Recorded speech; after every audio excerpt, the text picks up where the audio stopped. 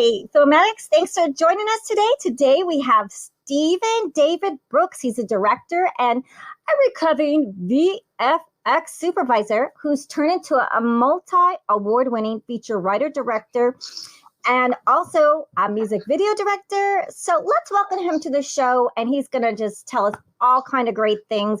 And I want everyone to know he is known for Heads and Tails and Flytrap.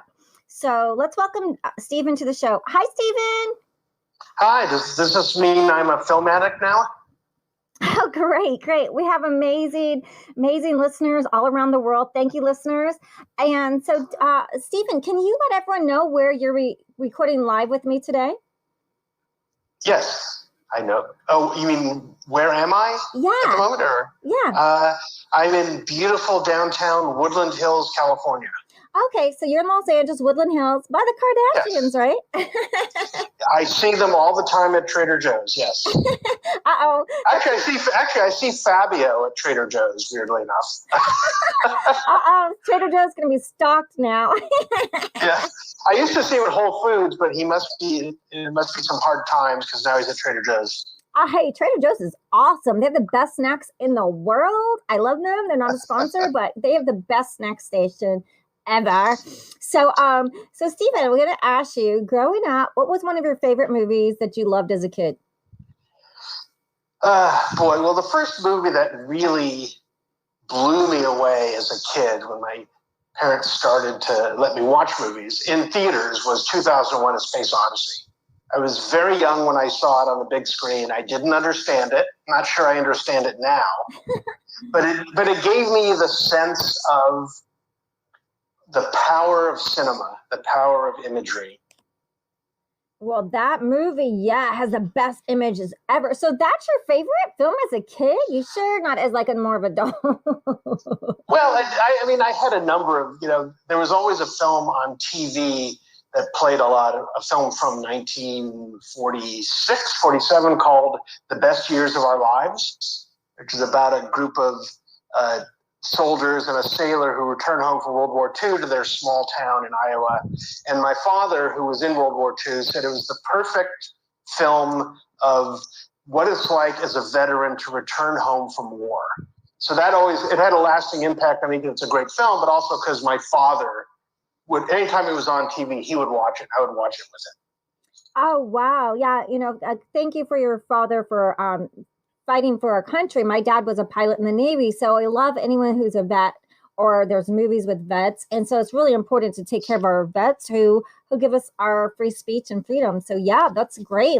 And it's always nice when your father or a family member, someone that you love, introduces you to a film, because then you have these treasured memories when you watch it. Like, oh, I used to watch it with my dad or my mom or my grandpa.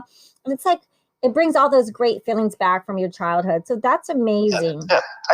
When it's on TCM occasionally, I catch it. I still watch it. Yeah. And so I'm going to ask you, since you're a director and you're a writer, so did you have a favorite Criterion movie that perhaps inspired you to go into your film path? Well, the Criterion came along later, but by far my favorite Criterion film is Wings of Desire, which Wim Wenders films, a beautiful black and white and color restoration of it on Criterion. And that's another one, of course, I own. I own the DVD, then I own the HD version. It's just a great, very esoteric European film, but I just love it. And I refer back to it all the time. Oh, can you share a little bit with, because sometimes we have newer audience or up and coming, they might be younger. We have different generations listening. And right. Can you share a little bit? It's a fantasy, right? Yeah, well, there was an American remake.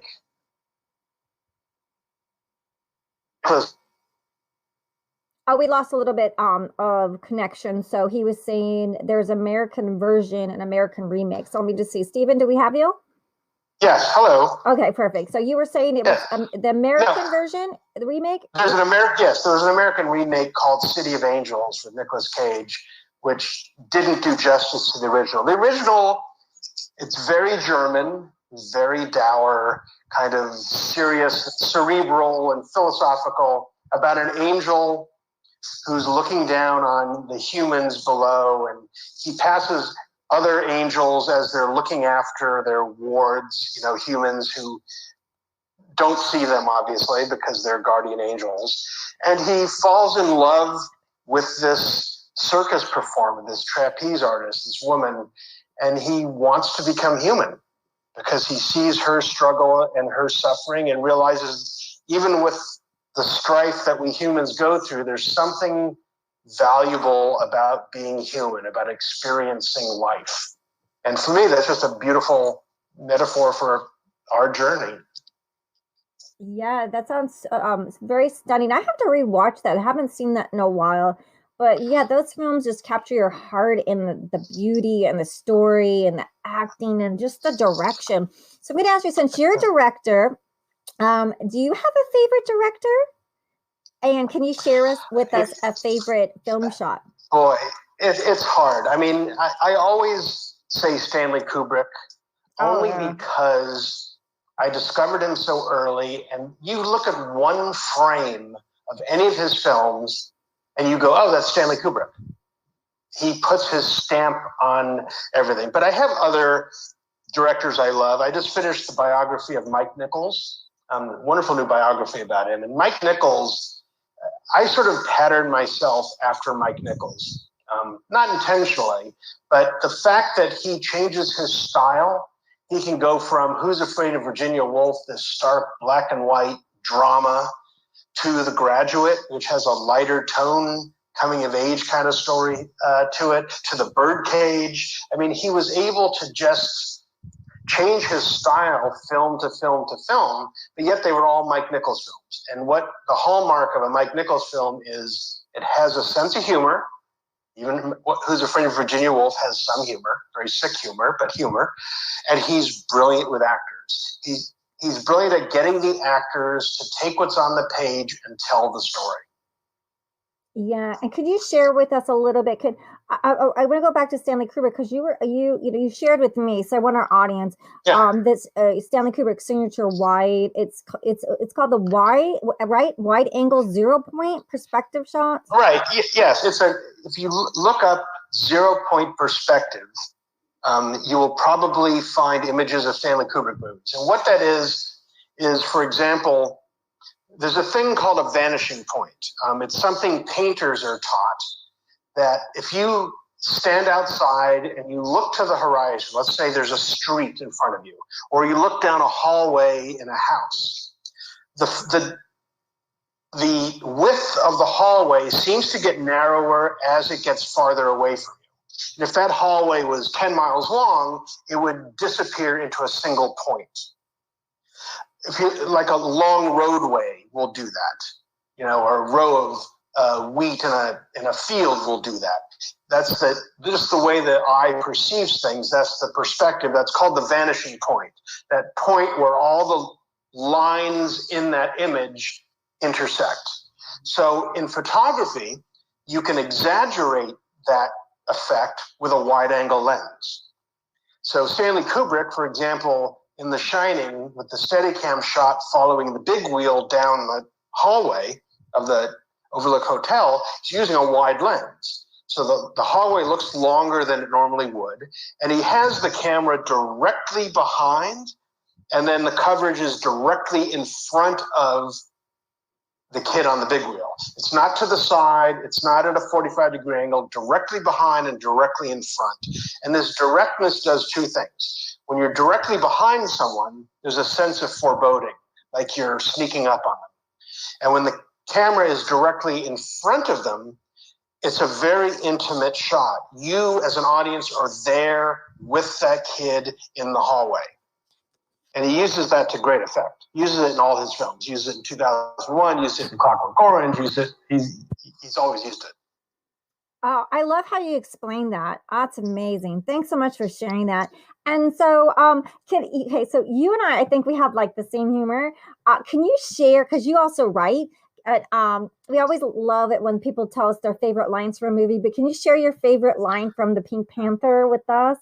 Oh, yes. It's such a great joke. I still laugh. I'm laughing now thinking about it. And this is from the original with Peter Sellers, not the remake with Steve Martin. They may have used it in the remake. I don't know. I didn't see the remake. And Inspector Clouseau, who's this bumbling French detective, walks up to a man sitting on a bench, I think it is, in a park in Paris, and there's a dog next to that man. And Inspector Clouseau says, "Does your dog bite?" And the man says, "No." So Inspector Clouseau reaches to pet the dog, and the dog bites him. Inspector Clouseau says, "I thought you said your dog does not bite." And the man says, "Well, it is not my dog." I love the Pink Panther movies. Everything from the actor to the writing, the comedy to the music. They have everything. The best ever. And it's actually a funny thing. The first one, the Pink Panther, David Niven was the star. Inspector Clouseau was a minor character, and Blake Edwards, the director, said, "Oh my God, Peter Sellers is so brilliant, he kept adding scenes to make him, Inspector Clouseau, Peter Sellers, the star." So if you look at that movie, there are a bunch of scenes with Inspector Clouseau that have nothing to do with the story. They just did scenes with him to have more of him in the movie. Then, of course, the sequels became about him. That's amazing how when you just shine on camera that someone can recognize that.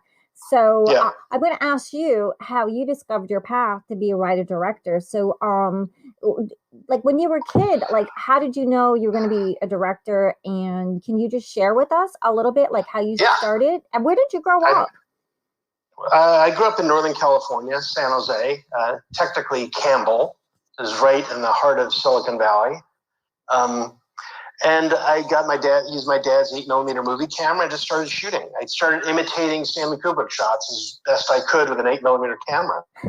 I discovered writing at UCLA. I went to film school, studied under the brilliant Richard Walter, who has taught a lot of great screenwriters. I'm not saying I'm a great screenwriter, but I'm saying he taught a lot of great screenwriters. And sort of I was always telling stories, but learning the craft of how to tell it cinematically on the page. It took me about 10 years before I actually made money doing it. So I was writing in the evenings, in my spare time, and any day I had off. And I sort of fell into visual effects as my day job, which is how I ended up under the tutelage of this guy named John Dykstra, who supervised the effects for Star Wars, won an Oscar for that, won an Oscar for Spider-Man 2. He had a company called Apogee. And I sort of worked my way up from a driver to visual effects supervisor. And one day, John had worked with Tobe Hooper, the director of Texas Chainsaw Massacre and, Poltergeist, had worked with Tobe on a couple of films. And Tobe had another movie coming up called Spontaneous Combustion, wanted John Dykstra to do the effects. John was not available. And John said, "Steve, go to Beverly Hills, go talk to Tobe." So I drove up to Tobe Hooper's house, sat across from him. I happened to have a reel of fire footage I had shot on a film in Canada. And as it turns out, the film he was looking for visual effects for was called Spontaneous Combustion. It was all about fire. So I got the job. Oh my gosh, that's like spontaneous. Well, that's also that's the luck aspect of the film business, right? You have to be prepared, but there needs to be a moment of luck, right place at the right time, and I was at the right place at the right time. So I did the effects for Tobe. I did a little cameo in the movie, which was awful. They cut me out. I directed second unit. And the first professional actors I had to direct were two Oscar nominees, Melinda Dillon, who was nominated for Close Encounters, and Brad Dourif, who was nominated for One Flew the Cuckoo's Nest and I think Wise Blood. Wow. So no pressure there. Anyway, after that film, I was a visual effects supervisor. And the reason I call myself a recovering visual effects supervisor is that it's such a traumatic experience. I never got over it. Oh. Anyway, I was at Disney and I had finished Dick Tracy. I had finished another film called Walden Napalm, and I'm on the stage and I get a call from Tobe. I hadn't heard from him in a couple of years. And he asked me if I've ever written horror. I said yes, which was a lie. I had not. And he said, pick up a copy of Night Shift, which is a Stephen King short story, and come up to my house and tell me how you'd adapt it into a movie. So I bought a copy of Night Shift. I sat outside his home, read it's like a 5 or 6 page short story, all told in flashback, no third act in a cinematic sense. And I had to pitch this to Toby. And I go in to pitch it to him, and I find out that not only am I pitching him, I'm pitching Stephen King, because Stephen King has script approval. Oh my God! So I pitched Toby. He said, "Oh man, that's far out.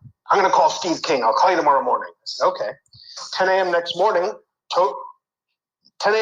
Toby called, said, "We're going to pay you $1,500 can you write a draft in 10 days?" I said, of course I said yes. Didn't sleep for 10 days. I wrote a terrible draft. Stephen King loved it.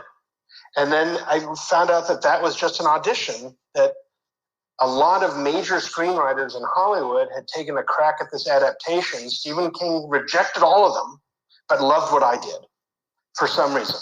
So 44 drafts later and more money, we were in South Africa shooting the movie. I was the writer, visual effects supervisor, second unit director.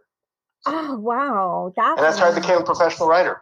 Oh, so I just want to recap a little bit, because I want everyone to know that you had a series of day jobs, and your first professional gig is you worked as a PA for Robbie Lance, who's a legendary agent. Could you just share with us a little bit how it was working for Robbie Lance? Like who was his clients? Can you share with us a little bit about that? Yes, Robbie. Oh, absolutely. So, and what's funny is I find out reading the Mike Nichols biography, to backtrack a bit, that the agent that got Mike Nichols to become a film director, he was a successful Broadway director, who got him his first film gigs, Who's Afraid of Virginia Woolf and The Graduate, was Robbie Lance. And he never mentioned that to me, Robbie Lance. Anyway, Robbie's a legendary agent. At the time, he represented, and I met most of these people, Jeremy Irons, Sam Neill, Helen Mirren, Betty Davis, Elizabeth Taylor. I never met Elizabeth Taylor. Raquel Welch. I met Raquel Welch. Peter Schaffer, the playwright of Amadeus. In fact, the Amadeus film was Robbie Lance getting Milos Forman, who's a client, to go see Amadeus, the stage play on the West End in London when it first opened, and said, "Don't you think this would make a great movie?" And Milos Forman said, "Yeah." So that whole thing was a Robbie Lance package, that entire film. Wow. What was a memorable moment? I have the signed collection of Peter Schaffer plays, signed by Peter Schaffer himself. So. Oh, can you tell us some memorable moments when someone walked into the office that just blew you away? Like who blew you away when they walked in? Yes, well, there was a wonderful moment. There's an actor named Roy Dotrice, who actually only passed away recently. British actor. He played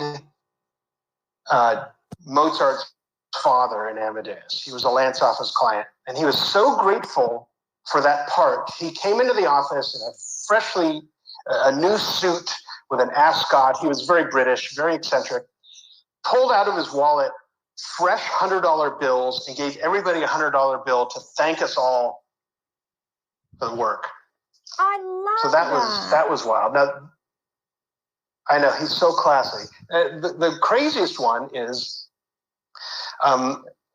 when Betty Davis was in town, she stayed in this townhouse. She had a condo on Havenhurst off of Sunset. And I would deliver scripts to her and her assistant, Catherine Cermak, who wrote a great biography of Miss Davis, by the way. Catherine would come to the door, I'd give her a script. That was it. One day I showed up at 3 minutes after 5. The door opened, and it was Betty Davis. Oh, wow. And because most of her films were black and white, no one realizes how intense her blue eyes are. She was wearing an LA Dodgers jersey, an LA Dodgers cap, kind of crooked to one side. She had a cigarette in one hand and a drink in the other. And she just looked at me and said, "Well." And I just said, I don't know what I said. Miss Davis, I have it from, Mr. Lance. Here's a script. And she goes, oh, she took the script, went inside, came back with a handful of change to try to tip me. And I said, Miss Davis, you don't have to tip me. I work for Mr. Lance. And she said, oh, I didn't mean to offend you. Okay, you didn't offend me. And she goes, do you want to come in for a drink?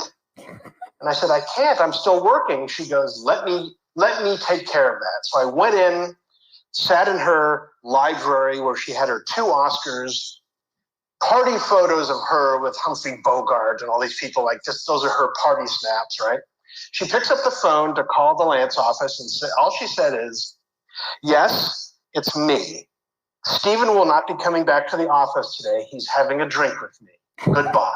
And she hung up.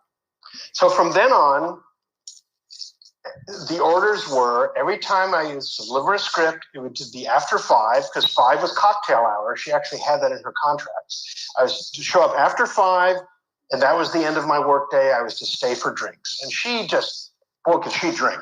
Wow. But she told me just stories and stories and stories. And she finally said, so what is it you want to do? And I said, I want to be a director. She goes, well, then why are you working for an agency? You should quit and pursue directing. And I thought, you know what? She's right. I left. The next morning, I gave my notice. And about a half hour after that, the phone rings. And I hear the assistant say, Miss Davis on line 2. She called to say, I hear Stephen is leaving. He must come say goodbye to me on his last day. Now, I didn't tell her I was definitely quitting. I didn't call and say, I just quit, or I gave my notice. She just knew I wouldn't. If she said you have to quit, she knew I couldn't not do it. You know, she was the most powerful human being I have ever met in my life, all 5'1" of her.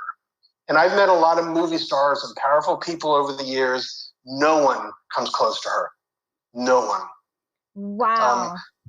So anyway, I went that last Friday, and she dressed up, and she had a drink, and she gave me a signed photo, which I have. If we were on a computer, you would see it. It's on the wall behind me at my desk, because she's always looking over my shoulder. And talking about guardian angels, right? And also, she gave me an ashtray, this hand-painted ashtray, and she said, and I'll never forget this. She goes, I still get choked up when I think of it. She goes, Fellini gave this to me in Cannes in 1956. I want you to have it from one director to another. I want to cry. He's my favorite. He's my favorite director in Italian. I can send you a photo of both of the ashtrays. So the ashtray's on my desk to always remind me of her. So that's, in terms of people I met, that was the pinnacle. Oh, wow. Well, I hope if you ever need an AD, because I'm an aspiring director myself, you know, it's hard for girls to have a chance. If you ever need one, please think of me. But I just wanted to share that amazing story with our audience. I hope that they appreciate this beautiful story, how like your passion and like, you know, how we all start. I started in the mailroom, and I'm still working my tail off. I haven't made my break. Stephen, I have like, it's a really great day for me. I hit 3 number ones with my kids' podcast, Enchanting book readings today. So I just want to thank our audiences for listening. Yeah, and we hit big rankings, big ratings today with Film Addicts as well, all over the world, especially Italy. We hit number 4 in Italy, which is I was born in Italy. So thank you for listening, everyone. I'm glad y'all enjoying the show, so I can keep bringing you guys amazing directors and filmmakers to talk to you and just tell you their journey. And I also wanted to say that like you were driving for the Oscar winning. I don't think they understood that you were his driver for John Dijkstra. And you know the thing. Well, not his personal driver. I mean, I was a driver for Apogee, his company, just delivering. Yes, I wasn't like his chauffeur, but I was a driver at his company. Yes, but still driving around and stuff like that. Like you were like pre-Amazon. Pre-Uber or pre-Lyft, right? So, but it takes meeting those people. And you also said the luck, because the more that I interview people, and I've interviewed now over 80 filmmakers and directors and everyone, and luck seems to be very key. If you weren't born into the business, let's face it, if you're born into the business, so I guess that's lucky. You just were lucky to be born.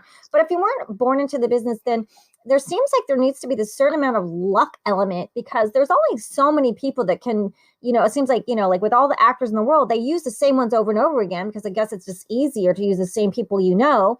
But so it's just amazing, your career. So let me just see what time it is. Let's see if I want to go to part 2, if we can continue. Do you wanna keep going and try to end Yeah, it? I think let's keep going. I think we're gonna do two parts. So, because I want everyone to know all the work that you've done. Because it's 25 minutes. Do you want to tell them to come back for part two? No, let's go for it. Okay, perfect. Okay, so then can you just share with us? I mean, COVID was so you started directing. Can you share with us after writing for Stephen frickin' King? He had the pick of the litter, and you just said no. Yeah, of course I wrote horror, and you end up getting picked for the Stephen King. And then where did you shoot again? You said you went off to which country? South Africa. We shot in South Africa because the money came from South Africa. Oh, hey, we're number 4 in Kenya. Thank you, Kenya. Thank you, South Africa, for listening. So, yeah, that's a good story. So maybe they have a film for you to do. So, so you were second unit director. Can you share with us how you went from second unit to your big, your first directing feature? Yes.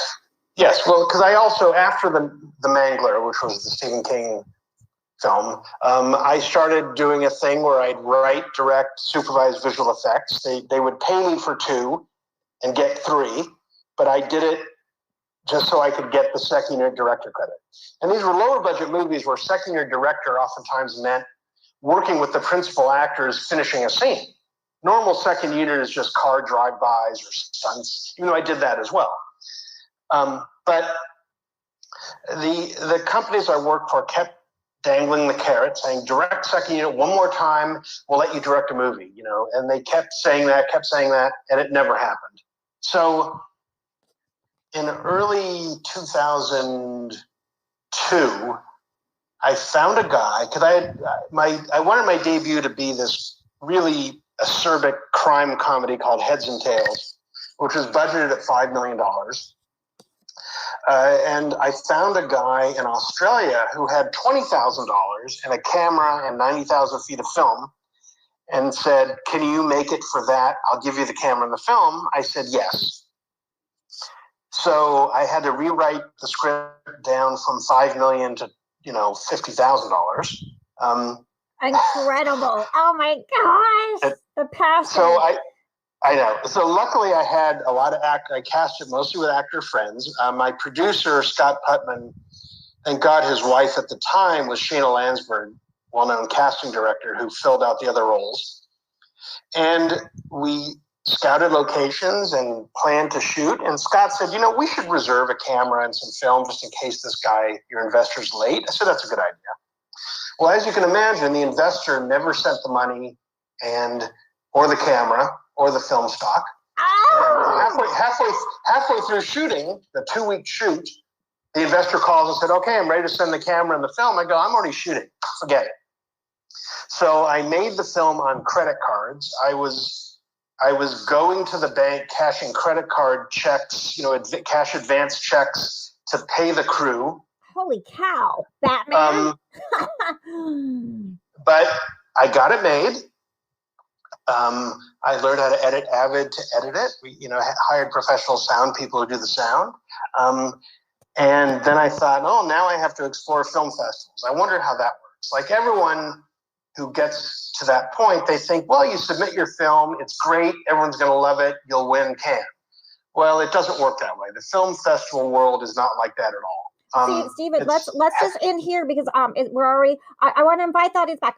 Please come back for a part 2 with Stephen David Brooks, who drinks cocktails with the legendary Betty Davis. So let's hear how his journey to his first feature film on credit card. So please come back for part 2 with Stephen David Brooks. Please come back, audience. Thank you so much.